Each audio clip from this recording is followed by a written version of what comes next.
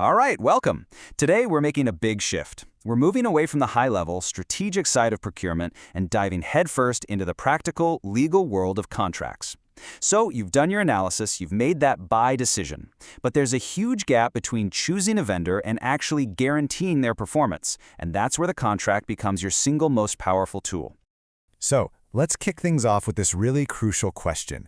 I want you to keep this in the back of your mind as we go, because the answer is what separates the successful partnership from a complete legal nightmare. Seriously, how well a project manager understands contracts can literally make or break a project. So here's our game plan for today. We'll start by going from the initial plan to a solid pact. Then we'll dissect what makes up an agreement. We'll clarify the key roles, a huge point of confusion.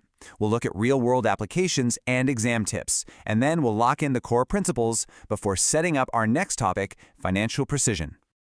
Okay, let's dive right into our first section, from plan to pact. This is all about the why. We're talking about that critical jump from an internal idea, a strategy, to a formal, legally enforceable reality with an outside company. Think about it in two totally distinct phases. Over on the left, you've got your internal make or buy analysis. That's all just planning, it's strategy. But the second you decide to buy, you leap over to the right side, a formal binding agreement. And let me tell you, the rules of the game change completely. And this is the new reality. It's so important. Your make or buy decision told you what you were getting, right? But the contract, and only the contract, tells you how everything is going to be governed from now on. Your authority, how you communicate, how you resolve conflicts, it's all defined by the legal language in that document. Okay, so let's build on that and move to our next section. We're going to pop the hood and look at the anatomy of an agreement. This is the what. We're going to deconstruct what actually makes an agreement legally binding and why it is so much more than a simple handshake deal. At its very core, a contract is what we call a mutually binding agreement. It's a two-way street, legally speaking. The seller is obligated to deliver exactly what they promised, and the buyer is obligated to pay for it. This isn't just a friendly arrangement, it's a formal legal relationship that can and will be enforced in a court of law. Now, for that agreement to actually be valid, it has to stand on these four pillars. Think of it like a table. If any one of these legs is missing, the whole thing collapses. You have to be able to say yes to all four. Is there a clear offer and acceptance? Yep. Is there a fair exchange of value, what we call consideration? Yes. Do both sides have the legal capacity to even sign a contract? For sure.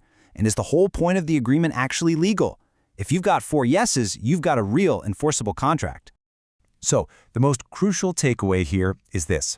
You have to see the contract as the single source of truth. That is its entire purpose, to create certainty.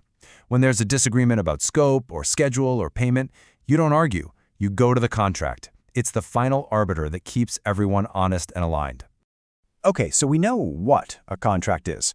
Now let's talk about who. This section clears up one of the most misunderstood areas in all of project management, the very distinct, separate roles of the project manager and the contracting officer.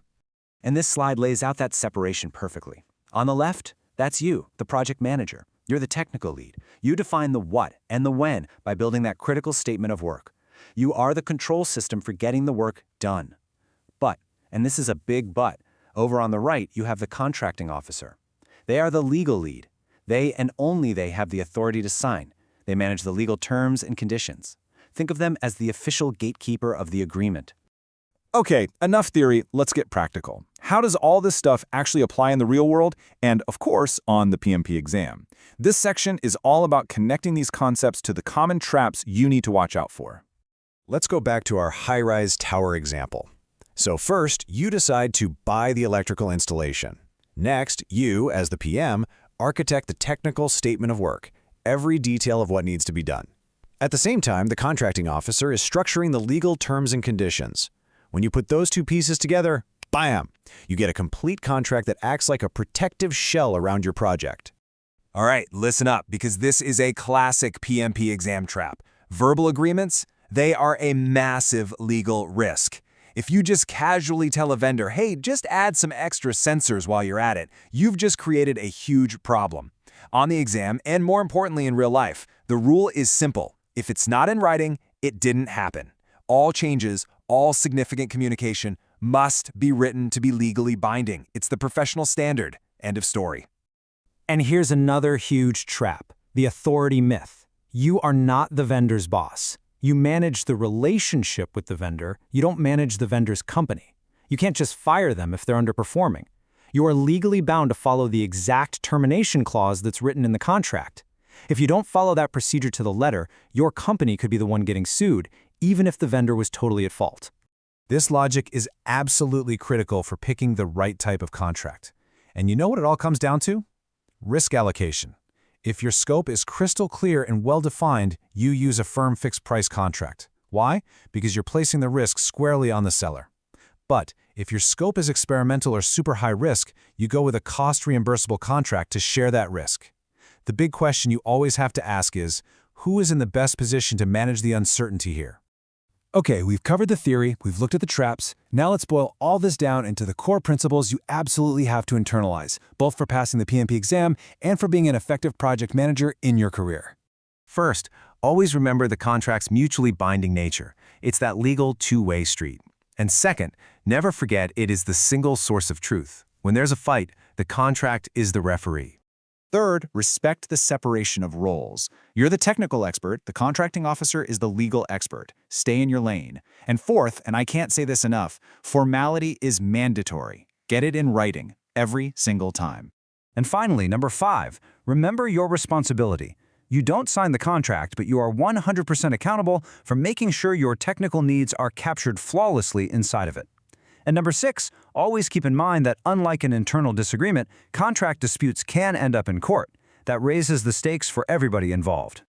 So now that we've really nailed down the legal framework that governs these external relationships, there's a very logical next question we have to answer. And that brings us to our next step, moving from legal structure to financial precision. And this is the question I want to leave you with today. We have the legal how, but now we need the financial how. How do we actually choose between a fixed-price model, a cost-reimbursable model, or even time and materials? We're going to break all of that down in our next explainer. I'll see you then.